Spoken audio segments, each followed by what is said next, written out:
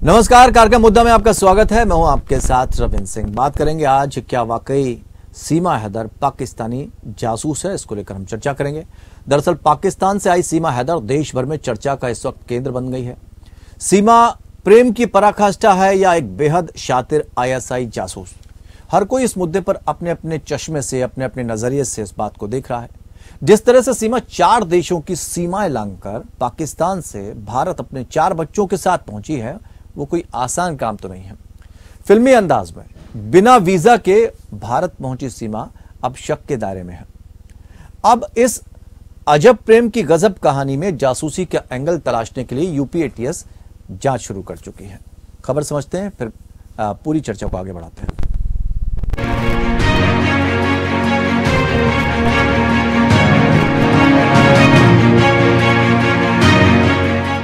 सीमा हैदर और सचिन मीणा, अजब प्रेम की गजब कहानी। पिछले कुछ दिनों से ये दो नाम प्रेम या जासूसी के बीच सोशल मीडिया पर सुर्खियों में हैं। सीमा पाकिस्तानी है और अवैध रूप से नेपाल के रास्ते भारत आई है, वो भी अपने 4 बच्चों के साथ। उसे ग्रेटर नोएडा के सचिन से पबजी के जरिए इश्क हुआ था।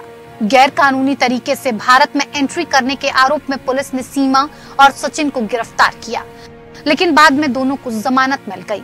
अभी दोनों साथ रह रहे हैं। सोशल मीडिया पर सीमा को लेकर तरह तरह के दावे किए जा रहे हैं। कोई उसे जासूस बता रहा है, कोई उसकी पूरी कहानी को ही मनगढ़ंत बता रहा है, तो कोई उसे प्रेम में आग के दरिया से गुजरने वाली लड़की बता रहा है। हालांकि सच्चाई क्या है, ये तो जांच का विषय है और इस मामले की नए सिरे से अब यूपी एटीएस जांच करेगी। जांच में उसके पास 1 से अधिक पासपोर्ट होने से लेकर तमाम पहलुओं की जांच होगी। सीमा हैदर के आईएसआई जासूस होने का मामला लगातार गरमाया हुआ है। सोशल मीडिया पर कई प्रकार की चर्चाएं चल रही हैं। तो वहीं पाकिस्तान से दुबई, फिर नेपाल के रास्ते ग्रेटर नोएडा के रबुपुरा तक का सफर तय करने वाली सीमा हैदर के मसले में कई चीजों का खुलासा होना है। बगैर वीजा के भारत में प्रवेश करने को लेकर भी सवाल उठ रहे हैं और इन तमाम सवालों का जवाब यूपी एटीएस ढूंढने का प्रयास करेगी। इस मामले में सीमा हैदर के मोबाइल कॉल डिटेल को खंगाला जा रहा है, उसकी गतिविधियों को देखा जा रहा है और इसके अलावा उसके पाकिस्तानी संपर्कों की भी जाँच की जा रही है। उधर सीमा हैदर को लेकर आतंकी धमकी का भी मामला सामने आ गया है। मुंबई पुलिस के ट्रैफिक कंट्रोल रूम को एक अज्ञात व्यक्ति का फोन आने की बात कही जा रही है। उसने साफ तौर पर पाकिस्तानी महिला सीमा हैदर के अपने देश नहीं लौटने पर 26/11 जैसे आतंकवादी हमले की चेतावनी दी। अधिकारी ने बताया कि 12 जुलाई को फोन कॉल आया था। अधिकारी ने कहा कि फोन करने वाले ने शुद्ध उर्दू में बात की और कहा कि नवंबर 2008 में मुंबई हमलों की तरह एक आतंकवादी हमला होगा। वहीं सीमा हैदर को लेकर पाकिस्तान के कट्टरपंथी गिरोह की धमकी भी सामने आई है। इसमें सीमा हैदर की धड़ को तन से जुदा करने की धमकी दी गई है। पाकिस्तानी कट्टरपंथी गिरोह की धमकी के बाद ग्रेटर नोएडा में सीमा हैदर की सुरक्षा बढ़ा दी गई है। उधर पाकिस्तान में बौखलाए कट्टरपंथी हिंदुओं और मंदिरों को निशाना बना रहे हैं। कुल मिलाकर सीमा हैदर का मामला प्रेम और जासूसी के बीच उलझ गया है। ऐसे में अब यूपी एटीएस की जांच पर पूरे देश की नजर है। Bureau report, APN news.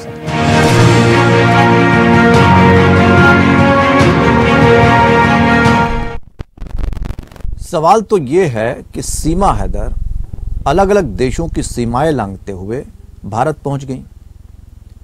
Police जांच में क्या सामने आया? इंटेलिजेंस ब्यूरो कहां फेल रहा? एलआईयू कहां फेल हुआ? क्या भारत में रह सकती है सीमा हैदर? रहेगी तो क्या समय सीमा होगी? अब उसकी जान भी जोखिम में है। जिस तरह की सर तन से जुदा करने की जो बात चल रही है, तो कोई भी सिरफिरा आके मार सकता है। भारत में भी जान जोखिम में है और पाकिस्तान में भी जान जोखिम में है। एक तरफ पाकिस्तान ने भी रिपोर्ट तैयार की है, भारत सरकार से बातचीत की है, रिक्शे वाले की लड़की बताई जा रही है। और सवाल यह है कि एक रिक्शे वाले की लड़की जो खुद ये बता रही है कि वो कक्षा 5 तक पढ़ी है, लेकिन उसके बाद ही अंग्रेजी भी बोल लेती है। एक प्लॉट भी 12 लाख का बेच लेती है, जो कि उसके पति का नाम है, जिसकी रजिस्ट्री है। वो कैसे बेचती है, ये भी सवाल खड़े होते हैं। फिर दुबई जाती है, शारजा जाती है और वहां से होते हुए काठमांडू या नेपाल के रास्ते भारत में प्रवेश कर जाती है। क्या एक रिक्शे वाले की बेटी में वाकई इतना दिमाग है? शक की सुई घूम रही है कि कहीं ऐसा तो नहीं कि पाकिस्तान के जासूस हो सीमा हैदर। असल सवालों के जवाब कैसे मिल पाएंगे? क्या कोई भी नेपाल के जरिए भारत की सीमा में दाखिल हो सकता है? क्या सरकारें जो दावा करती हैं कि हम सुरक्षित हैं, सारी सीमाएं सुरक्षित हैं, तो एक आम इंसान के रूप में कोई भी कहीं से आकर दाखिल हो सकता है भारत में? तो फिर हम सुरक्षा के जो तमाम दावे करते हैं उन दावों में मजबूती क्यों नहीं नजर आती? कई सवाल खड़े हो रहे हैं। इन सवालों के हम जवाब भी तलाशेंगे, क्योंकि सीमा को लेकर इस वक्त मामला गरमाया हुआ है और हर किसी के जहन में अपने अपने नजरिए से इसको देखने की सारी चीजें सामने आ रही हैं। लेकिन सवाल अभी कई हैं जिनके जवाब मिलने बाकी हैं। इनमें 4 खास मेहमान हमारे साथ जुड़ेंगे जिनसे हम इस पूरी चर्चा को आगे बढ़ाएंगे। सवाल यह भी है कि पबजी खेलते खेलते प्रेम हो गया। सचिन कौन है? सचिन क्या करता है? ये सारी चीजें, कहां से प्रेम शुरू हुआ, ये परत दर परत सारी चीजें सामने आने अभी बाकी है। कि क्या हकीकत यही है कि पबजी के जरिए 2 लोगों में प्रेम हुआ और इतना अथाह प्रेम कि अपने बच्चों के साथ, एक महिला हमेशा बच्चों को सेफ रखती है, लेकिन अपने 4 बच्चों के साथ वो अलग अलग देशों की सीमाएं पार करते हुए, हवाई किराया देते हुए यहां तक पहुंच जाती है। पति से अनबन का दावा यहां पर किया गया है, जो अब तक पुलिस जांच में सामने आया है कि, और कराची स्थित एक घर पहुंचकर वापस घर पहुंची, 12 लाख रुपए का जो पाकिस्तानी रुपए में जो प्लाट है उस प्लाट को बेच दिया। इतना दिमाग रखने वाली, एक तरफ कहा जा रहा है कि वो पढ़ी लिखी नहीं, एक तरफ कहा जा रहा है कि 5वीं पास है। तो ये सब चीजें विरोधाभासी है और असल में इन चीजों को समझना अभी जरूरी हो जाता है, क्योंकि सुरक्षा के लिहाज से ये एक बड़ा खतरा और उसके संकेत भी हो सकते हैं कि भारत में अगर इस तरह से कोई भारत की सीमा से प्रवेश कर सकता है तो फिर हमारा LIU क्या कर रहा है, हमारी IB क्या कर रही है? ये तमाम सवाल खड़े होते हैं, इनको हम समझने की कोशिश करते हैं। 4 खास मेहमान हमारे साथ इस चर्चा में शामिल हैं। राजेश सिंह, नेता भारतीय जनता पार्टी। डॉक्टर अरुणेश यादव, नेता कांग्रेस, हमारे साथ जुड़े हैं। शांतनु सेन, ज्वाइंट डायरेक्टर हैं आप, CBI रिटायर्ड। और AK जैन साहब हमारे साथ जुड़े हैं, जो कि पूर्व DGP रह चुके हैं। आप चारों मेहमानों का बहुत बहुत स्वागत करते हैं। और सबसे पहले राजेश जी से हम समझना चाहेंगे। राजेश जी, हमारे देश की सीमाएं सुरक्षित हैं, यह अक्सर कहा जाता है, दावा भी किया जाता है, लेकिन सीमा हैदर की एंट्री से कई सवाल अब खड़े हो गए कि कोई भी आसानी से अंदर आ सकता है, कानों कान किसी को खबर नहीं हो सकती। कहां फेल्यूर रहा? नहीं रविंद्र जी, कोई फेल्यूर नहीं रहा भाई। जब से 2014 के बाद से, जब से हमारी सरकार केंद्र की सत्ता में आई है, आदरणीय प्रधानमंत्री मोदी जी के नेतृत्व में जब से देश में भारतीय जनता पार्टी की सरकार बनी है, तब से आप देख रहे हैं कि चाहे सीमावर्ती बुनियादी ढांचे को मजबूत बनाना हो, तो प्रधानमंत्री मोदी जी के नेतृत्व में जो भी कदम सीमा की सुरक्षा के लिए उठाए जा सकते हैं, मतलब कि एक इतना बड़ा कदम जो उठाया गया है, चाहे उसको स्मार्ट तकनीकी की तरफ से, चाहे सीमा सुरक्षा बल को बढ़ाने को लेकर के अगर देखा जाए, चाहे निगरानी कैमरे को लेकर देखा जाए, या सीमा से सटे जो रोड का निर्माण है, या जो चौकियों का तो क्या पुलिस, यहाँ पर तो अब जांच जो है पुलिस ने की, 1.5 महीने से ज्यादा का वक्त लगा जांच करने में उसको। क्या पुलिस जांच में कुछ निकाल नहीं पाई, इसलिए अब ATS जांच करेगी? तो ATS जब जांच करेगी तब चीजें सामने आ पाएंगी। नहीं, देखिए ATS तो जांच ये कर रही है कि भाई ये अभी देखिए 2 पहलू है इसके। एक तो ये है कि प्रधानमंत्री जी जिस प्रकार भारत के महिलाओं का जो सशक्तिकरण है और उनका जो आर्थिक सशक्तिकरण है और महिलाओं को जो स्थिति भारत में है इसका सुदृढ़ बना है, उनको मान सम्मान जो मोदी जी ने दिलवाया है, तो आज चाहे वो पाकिस्तान की महिलाएं हो या बांग्लादेश की महिलाएं हो, सारी महिलाएं सोचते काश मैं भारत में रहती, काश मैं भारत में रहती तो मुझको भी मान सम्मान मिलता। तो ये मान सम्मान का विषय है या सुरक्षा का विषय, ये भी हमें समझना होगा। डॉक्टर अरुणेश क्या कहना चाहेंगे? ATS के हाथ में अब जांच है। ATS आएंगे, आप भी आएंगे, बहुत वक्त है, अभी आएंगे। जी जी जी, एक मिनट अरुणेश जी, एक मिनट अरुणेश जी। मान सम्मान की स्थिति को देख करके मतलब इस प्रकार का कदम उठा लेना कि 2-3 देश की सीमाओं को लाभ करके आ जाना, सोचिए कि ये क्या हैदर कर रही है कि हमें भारत का जेल मंजूर है लेकिन पाकिस्तान की धरती मंजूर नहीं है। ठीक है, ठीक है, ठीक है, आपका जवाब समझ गए, आएंगे आपके पास। डॉक्टर अरुणेश जी, रविंद्र सर देखिए, जो हमारे बीजेपी के साथी ने जो जवाब दिया वो घुमा फिरा के बोलते रहे, हम जो है भाषण कहते रहे, लेकिन जो इस बात की तरफ कि सुरक्षा में चूक नेपाल से कोई भी साधारण व्यक्ति अंदर कैसे आ गया, ये हनी ट्रैप का भी मामला हो सकता है। ये जो लेडीज आई है ये कोई ISI की एजेंट की हो सकती है, खुद को 5वीं पास बता रही है, कलमा इसको पढ़ना नहीं आता, कुरान की आयतें इसको नहीं आती, फर्राटा अंग्रेजी बोल रही है, बढ़िया हिंदी बोल रही है, 4 बच्चे साथ लेके भी आ गई और जिस व्यक्ति के पास आई वो 8-10 हजार रुपए कमा रहा है। तो आपको नहीं लगता कहानी को जरूरत से ज्यादा फिल्मी है? ये मेरे गले से नहीं उतर रही है और मुझे ये समझ में नहीं आ रहा कि हमारा इंटेलिजेंस क्या कर रहा, प्रधानमंत्री जी क्या कर रहे हैं, गृह मंत्री जी क्या कर रहे हैं, जी डोभाल जी क्या कर रहे हैं। ये राष्ट्रीय सुरक्षा का मामला है, तो में घुसाएगा। उधर नेपाल में भी जो मणिपुर में भी कह रहे हैं कि साहब विदेशी हथियार आ गए, विदेशी हथियार आ गए, मणिपुर में भी हिंसा चल रही है। तो ये मजाक बना रखा है राष्ट्रीय सुरक्षा के मामले में, और महिला सशक्तिकरण कर रहे हो साहब, तो पहले अपने देश की महिलाओं का सशक्तिकरण कर लीजिए। तो पहलवान धरना दे रहे थे उनको तो ठीक है, सवाल कही, ठीक है।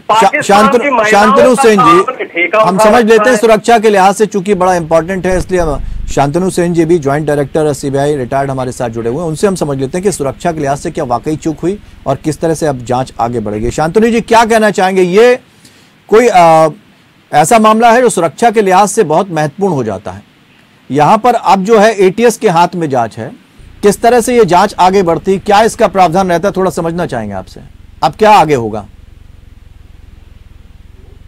मैं CBI ज्वाइंट डायरेक्टर की हैसियत से आपके साथ नहीं हूँ जी। मैं 8 साल पुलिस का सलाहकार रहा LG का, तो पुलिस मामले के मेरी जो एक्सपीरियंस है उस विषय में बात करूंगा मैं। CBI से हमने इसीलिए आपके अनुभव को ही साझा करने के लिए हमने आपसे पूछा। CBI से कोई मतलब नहीं है इस काम का। नहीं, आपकी पोजीशन सर बतानी पड़ती है, इसका मतलब ये नहीं, लेकिन हाँ मैं तो एडवाइजरी रहा ना LG दिल्ली का ऑन पुलिस, तो उसको परिचय दीजिए ना, ये परिचय तो पुराना हो गया। 10 साल से मैं CBI पर बोल रहा हूँ, अब नहीं बोलता हूँ मैं CBI पर। ठीक बात है, फिर भी क्या लगता है कि इंटेलिजेंस का फेल्यूर रहा है? बड़ा फेलियर सबका है, अभी तक पता क्यों नहीं लगा क्या है जी। 1-1.5 महीने से यहाँ आ गई है, अभी तक पता ही नहीं लगा क्या है। अगर ठीक है तो वीजा दीजिए और शादी करा दीजिए, अगर ठीक नहीं है तो निकालिए देश से, डिपोर्ट करिए। अगर इस तरह से कोई एंटर कर जाता है सर, तो क्या प्रक्रिया रहती है? उसको गिरफ्तार तो किया जाता है, उसके बाद जमानत भी मिल जाती है। 2 बातें हैं, प्रेम बंधन में कुछ भी हो सकता है, ठीक बात है, उसको एक तरफ रखिए। दूसरा है कोई प्रेम का ढोंग बना के आ जाए और यहाँ पर कुछ काम ऐसा करे जो हमारे लिए खतरा हो, तो पुलिस का काम है पता लगाने का, और 1.5 महीने से अभी तक पता ही नहीं लगा क्या है। अभी तक छानबीन चल रही है, अभी छानबीन की भी तो खत्म हुई, एक शेष होती है, पहले पुलिस, फिर ATS, फिर IB, फिर कोई और छानबीन करके अभी तक पता लग जाना चाहिए था। अगर ये प्रेम का मामला है तो हम ऐसे आंखों से देखे कि उसे वीजा दे, टेम्पररी वीजा, और शादी करके दोनों रहे। अगर प्रेम बंधन नहीं है और कुछ है तो इनको फौरन डिपोर्ट कर देना चाहिए, और पुलिस को अभी तक बता देना चाहिए सरकार को जो क्या हुआ है।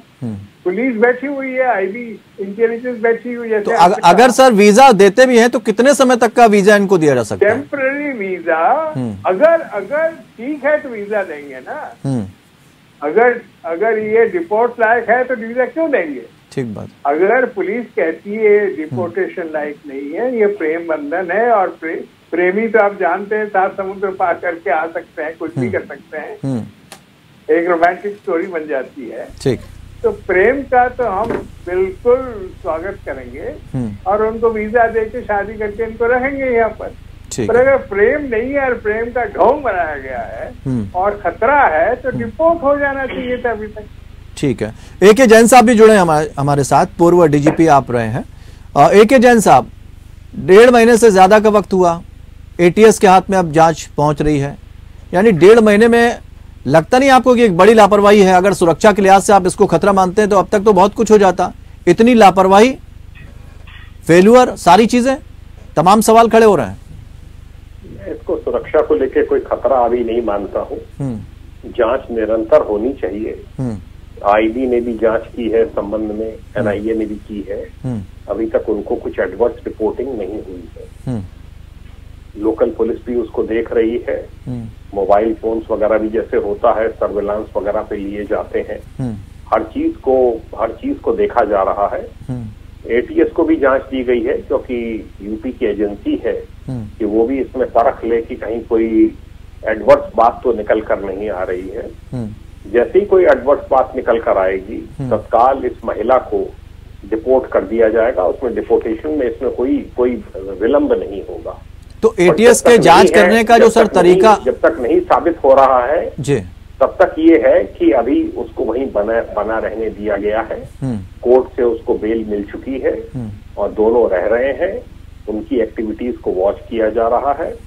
मेरा ये स्पष्ट मत है कि ये कोई स्पाई वगैरह नहीं है और कोई स्पाई का इतना नोन चेहरा नहीं होता है कि पूरे कंट्री में लोग उसको पहचाने और वो स्पाइंग करे। ग्रेटर नोएडा ना ऐसी जगह है, ना सचिन कोई ऐसा व्यक्ति है कि वो कोई कंट्री के सीक्रेट को कोई लीक आउट कर देगी। ऐसा कुछ नहीं है जो एक पैनिक की बात हो रही है।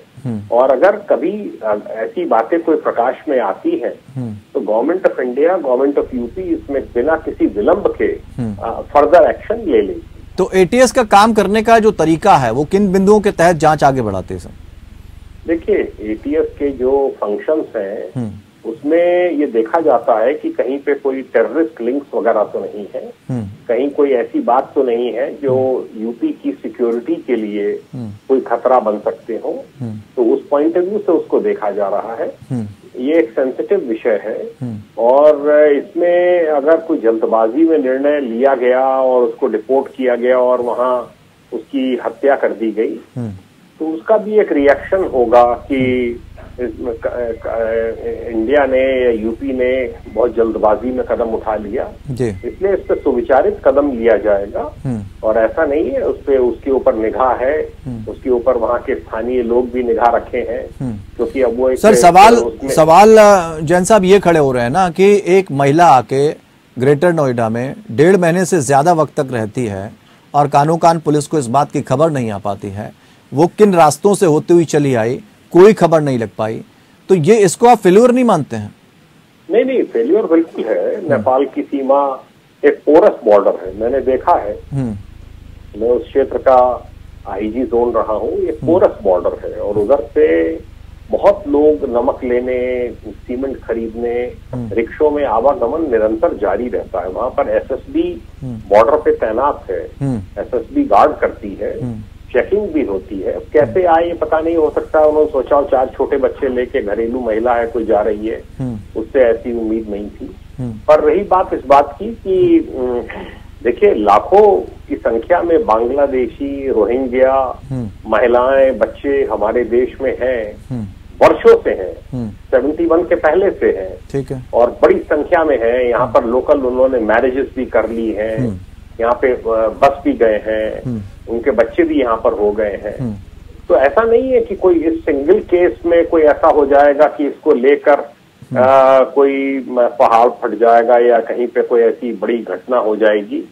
ऐसी बातों पे नजर रखने अब ये समझ लेते हैं शांतनु साहब आपके इस बात से इत्तेफाक रखते हैं। शांतनु जी, बहुत बड़ी घटना नहीं और अभी तक जो जांच की गई उसमें कुछ खास निकलकर सामने नहीं आया है, आप मानते हैं इसको? साहब से एग्री करता हूँ, बड़ी घटना लगती नहीं है, पर पुलिस कभी भी जो ऑब्वियस है उसे मान के नहीं चलती है। पुलिस को तफ्तीश करके फाइंडिंग देनी। नहीं, मैं तो थोड़ा सा ये भी आपसे समझना चाहूंगा कि अगर आप नेपाल के रास्ते भी भारत में दाखिल होते हैं तो क्या जो व्यक्ति दाखिल हो रहा है उसकी जांच नहीं की जाती, उससे पूछताछ नहीं की जाती है? नहीं, जैसे मैं भी जानता हूँ, मैं भी नेपाल गया हूँ। पोरस बॉर्डर है, सिर्फ आइडेंटिटी से आप अंदर जा सकते हैं और पाकिस्तान आइडेंटिटी सफिशिएंट।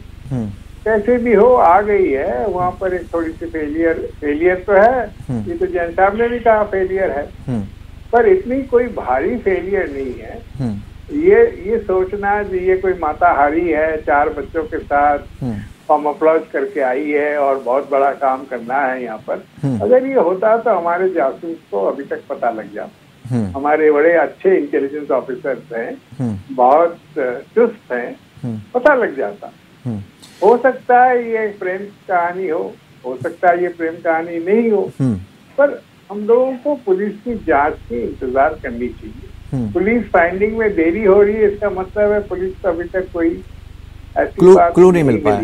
लेकिन एक तो है ना, कानून का तो यहाँ पर जैन साहब उल्लंघन हुआ है। अगर कानून का उल्लंघन हुआ तो क्या क्या केस बनते हैं इसमें जाकर और किस तरह से गिरफ्तारी होती है? उल्लंघन तो होता ही रहता है, जैसे रोहिंग्या के आगे जी जैन साहब डिस्ट्रिक्ट है वो बॉर्डर क्रॉस करके आते रहते हैं। जी जैन साहब से सवाल है जी, ह्यूमन राइट्स का मामला है जी, किसी के ह्यूमन राइट्स वायलेट नहीं करना चाहिए। ठीक है, ह्यूमन राइट्स के यूनाइटेड नेशंस हैं जी।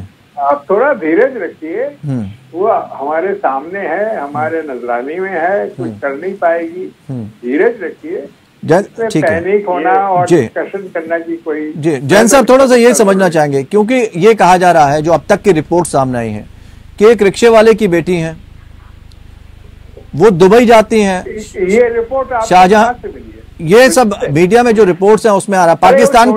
पाकिस्तान की रिपोर्ट्स भी जो है, पाकिस्तान की जो सरकार है उसने भी रिपोर्ट्स तैयार की हैं। आप पुलिस रिपोर्ट की इंतजार करिए। मीडिया में तो कह देंगे, कुछ भी कुछ कह देंगे, 12 लाख का ये हो गया वो, मैं कुछ नहीं मानता। तो कम से कम ये भी तो सामने आना चाहिए कि क्या है।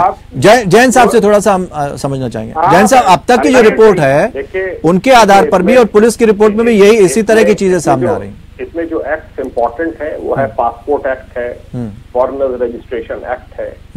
एक के तहत कार्रवाई हो गई और उसमें कोर्ट ने बेल आउट कर दिया है, और अभी और विकल्प हैं। और इसमें सो मोटो पावर होती है स्टेट गवर्नमेंट को भी, सेंट्रल गवर्नमेंट को भी डिपोर्ट करने की। और बहुत से केसेस हम लोगों ने, मैं जैसे यूपी में पोस्टेड रहा हूँ, बहुत से केसेस में जो जब प्रूव हो जाता है कि फॉरेनर्स हैं और इलीगल तरीके से एंट्री की है, इलीगल तरीके से देश में रह रहे हैं, तो उनको डिपोर्ट किया जाता है। उसका एक सिस्टम है और वहां पे चेक पोस्ट पे हैंडओवर कर दिया जाएगा दूसरे कंट्री की फोर्स को कि ये हमारे कंट्री में इलीगली प्रवेश कर गए थे, हम इसको आपको दे रहे हैं। वही विकल्प यहाँ भी है, पासपोर्ट एक्ट का भी है, फॉरेनर रजिस्ट्रेशन एक्ट का भी है। इसमें कभी भी इसमें फर्दर कार्रवाई, मैं समझता हूँ हमको थोड़ा इसमें इंतजार करना चाहिए और इसमें कुछ फैक्ट्स निकल कर आएंगे और तदनुसार कार्रवाई होगी। एटीएस को जांच देना